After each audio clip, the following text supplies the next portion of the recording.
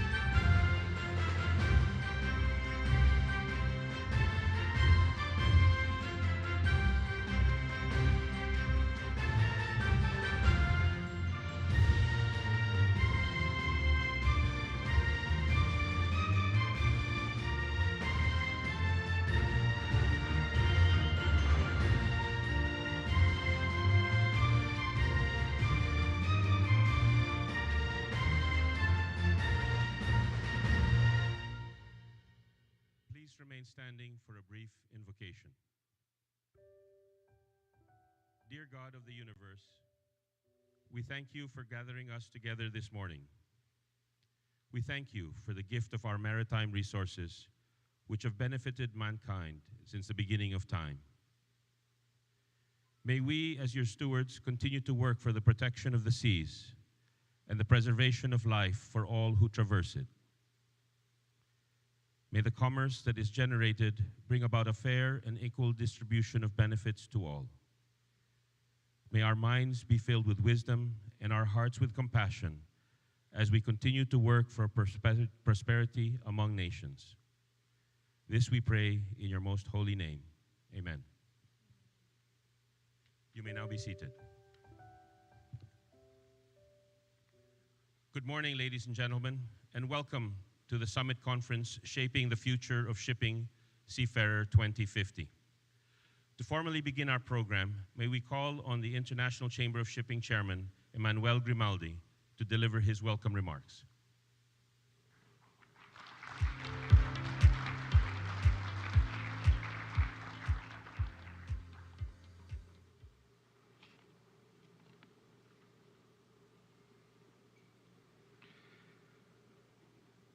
Mr. President, we are honored to have you with us.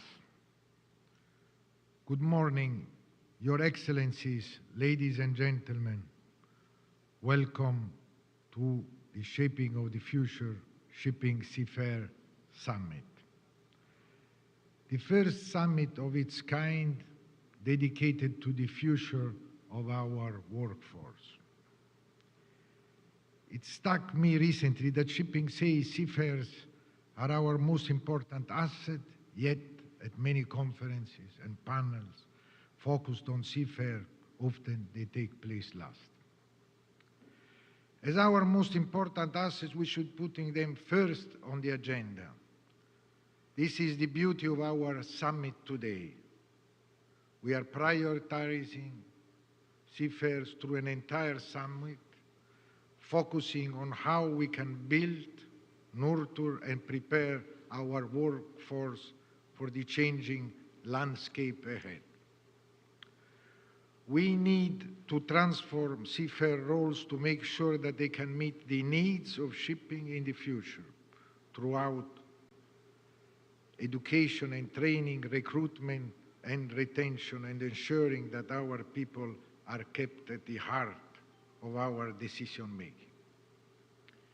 We need to redefine the social contract of our seafarers and build a career offering and delivering opportunities for growth, and that does not view seafarer as a commodity.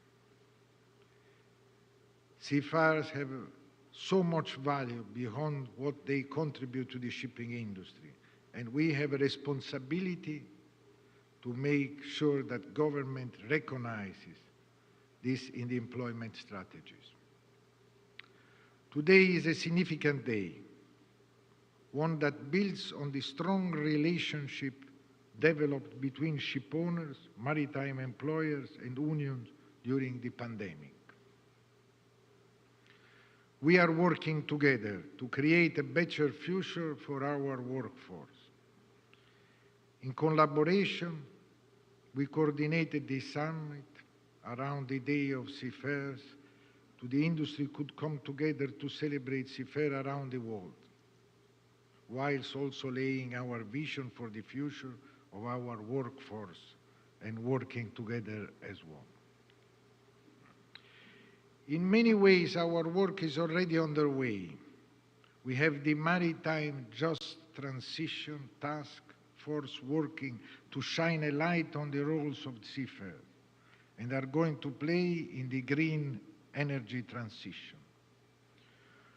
Crucially, the task force also looks at the steps we need to take to make sure the transition is just and equitable for all seafarers.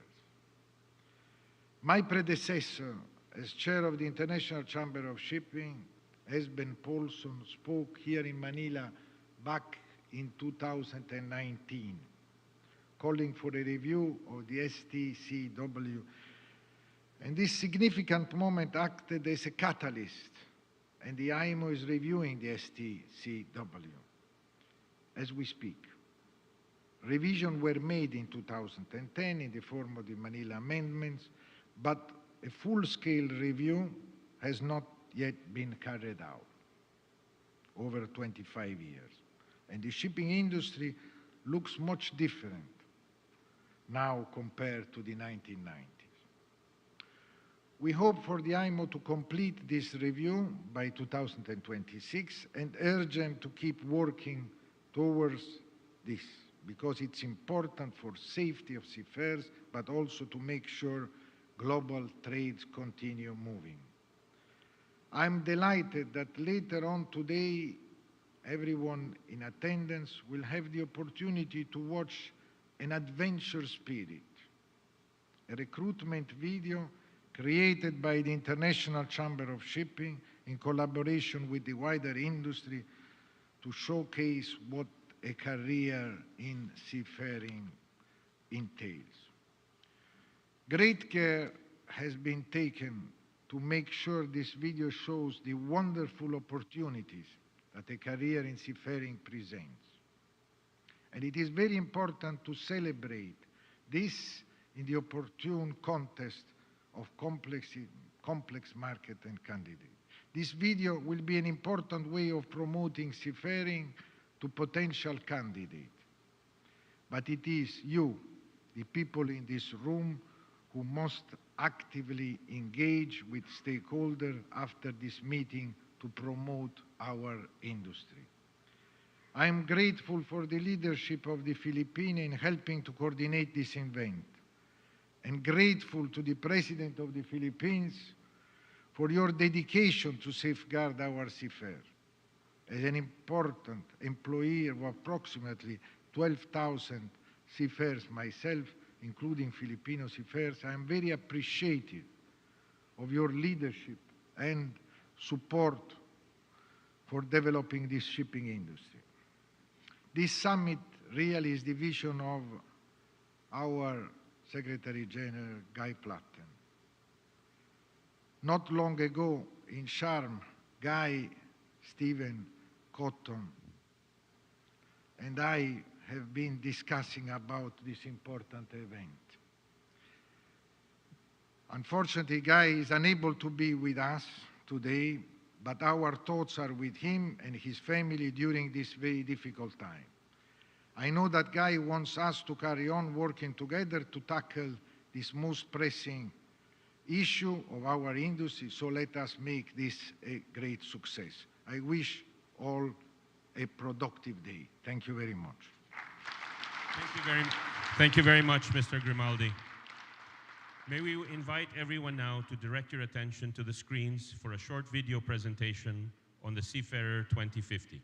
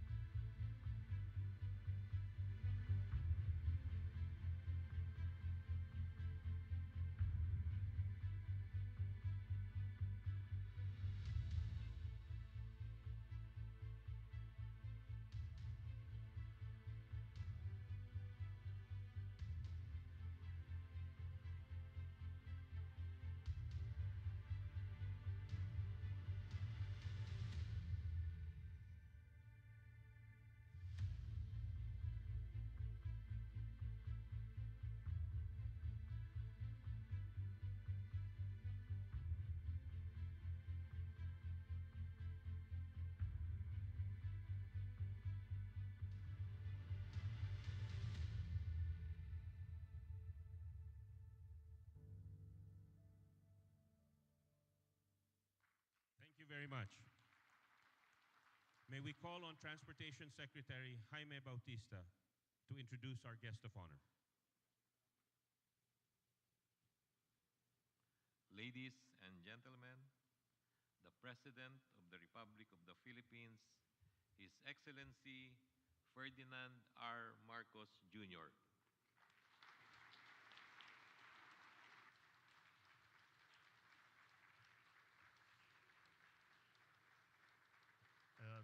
Thank you very much, Transportation Secretary, Jimmy Bautista, the Excellencies of the Diplomatic Corps who have joined us here this morning, Migrant Workers Secretary, Susan V. Ople, the Labor and Employment Secretary, Benny Laguesma, other members of the Cabinet, foreign ministers and policymakers who are with us today, the officers and members of the International Chamber of Shipping led by Chairman Emmanuel Grimaldi, heads of civil societies and international organizations, officers and members of the Filipino Ship Owners Association, and to all seafarers across the globe, my fellow workers in government, partners from the private sector, other distinguished guests, ladies and gentlemen, good morning.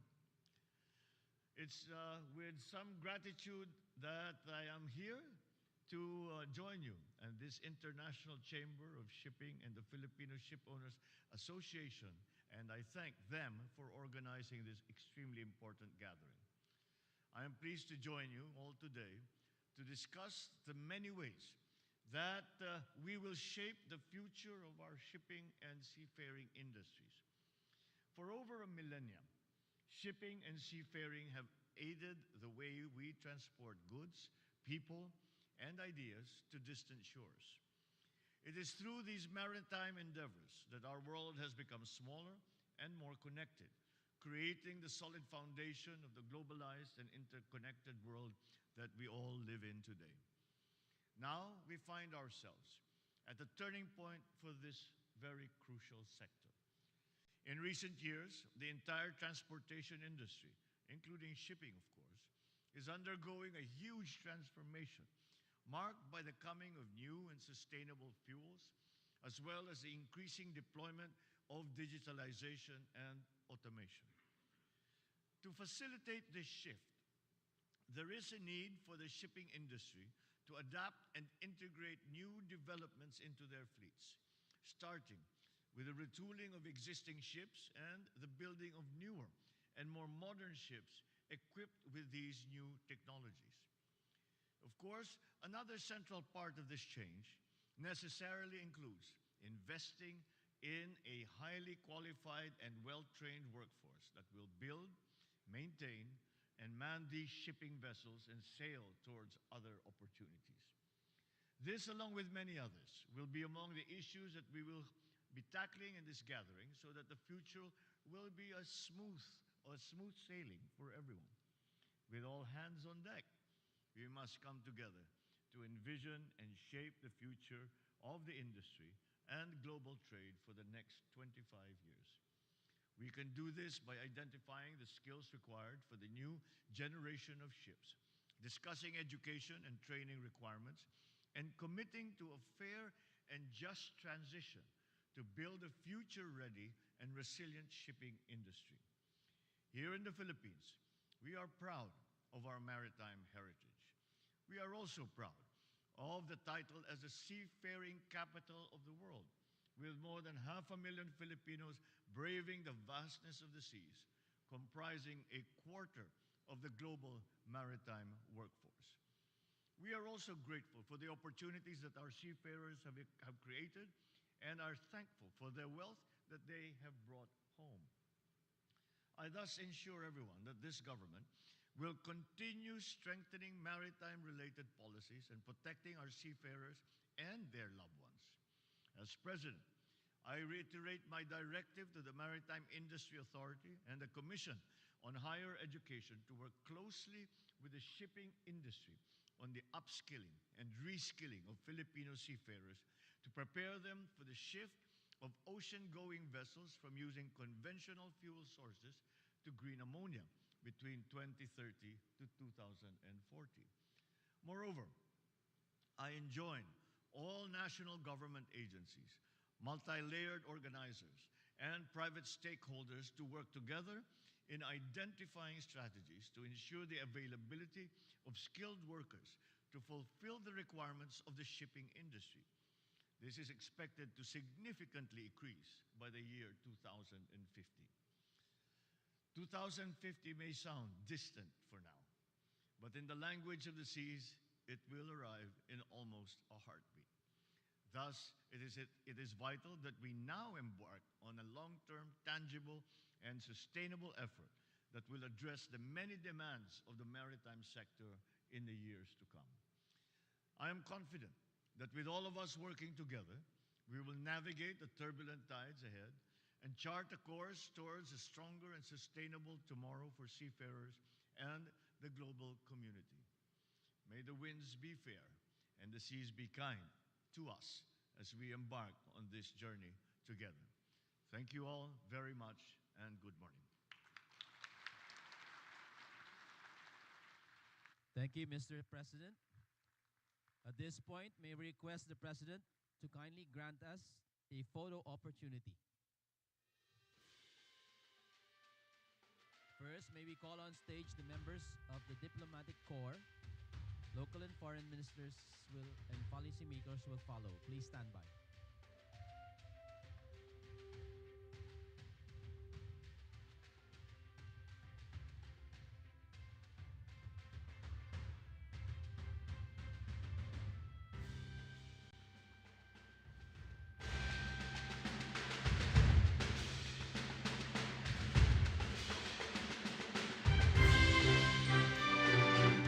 Members of the Diplomatic Corps, please come up on stage.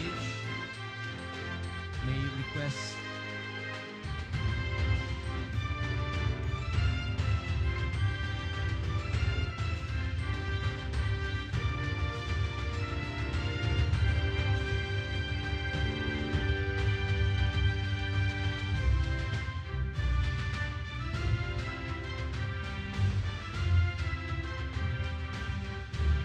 Ambassador Salinas, please.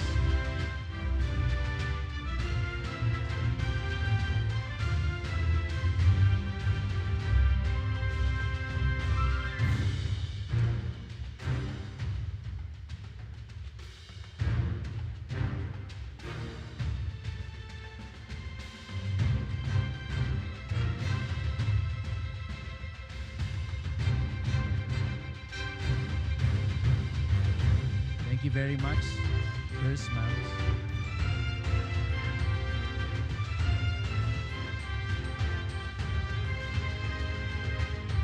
Thank you, members of this group. May I call on the next batch? The next group will be the local and foreign ministers and policymakers. Please come up on stage.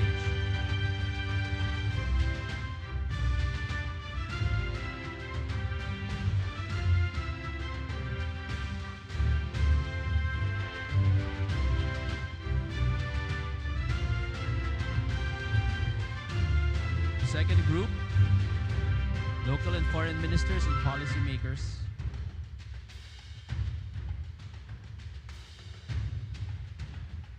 Please stand by. The next group will be the ICS members.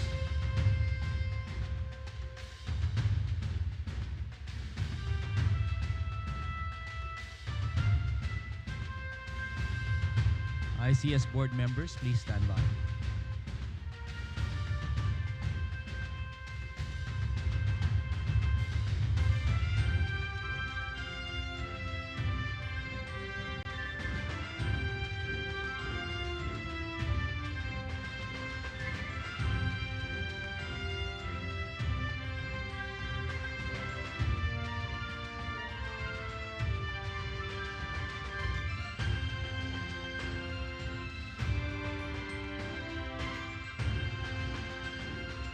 Thank you very much, ladies and gentlemen of this group. The next group will be members of the ICS board. ICS board members, please come up on stage.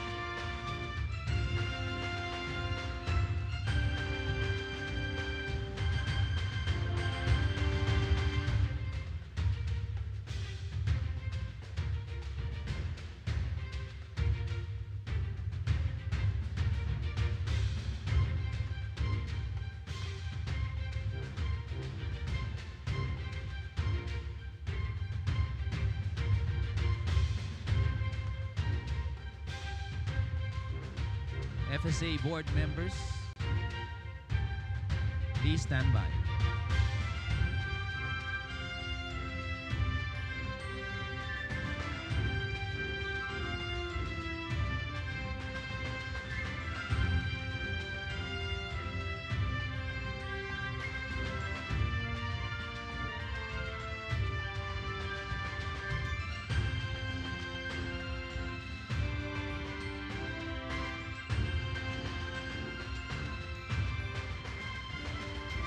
Thank you very much. Please exit to your right.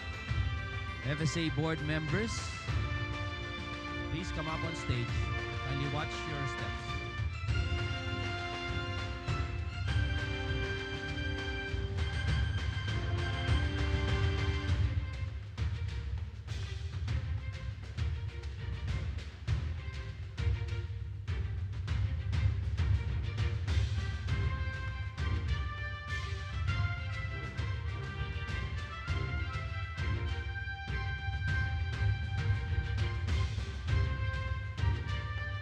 Heads of civil societies and international organizations, please stand by.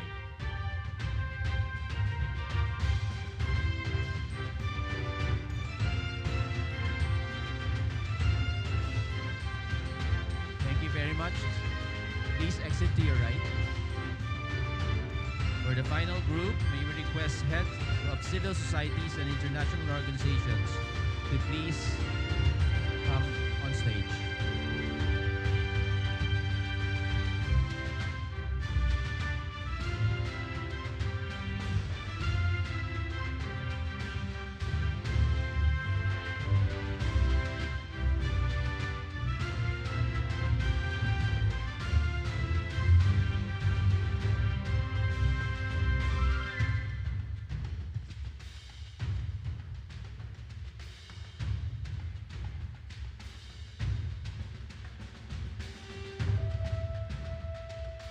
As soon as this group is done, we shall have the group photo for everyone in the hall.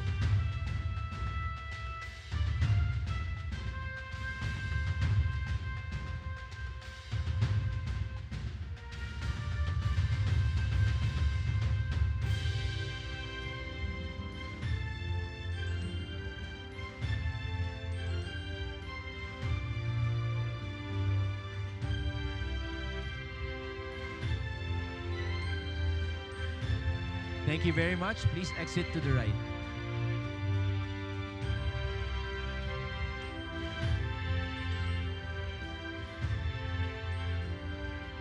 At this point, may we request His Excellency to kindly grant us a photo opportunity for all of the other attendees of the conference.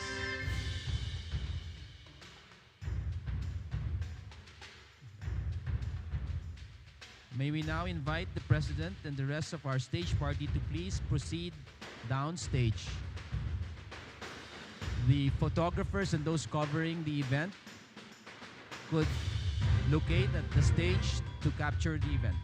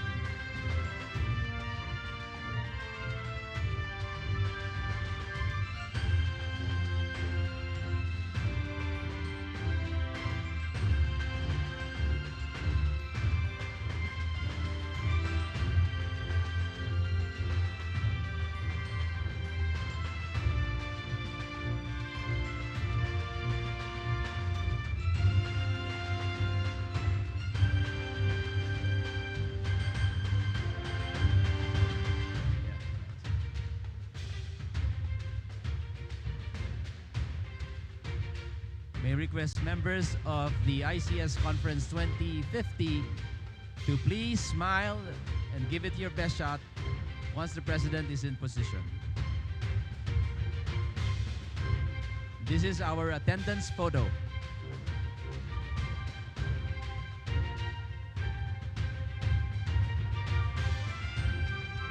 Okay? Please face the camera, give it your best smile.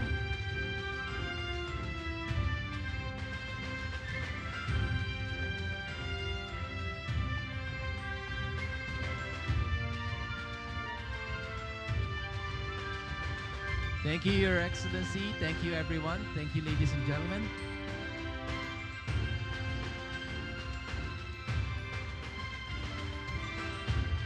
That photo opportunity concludes our program.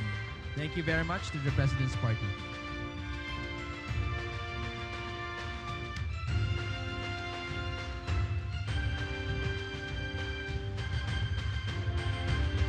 Once again, ladies and gentlemen, His Excellency Ferdinand R. Marcos Jr.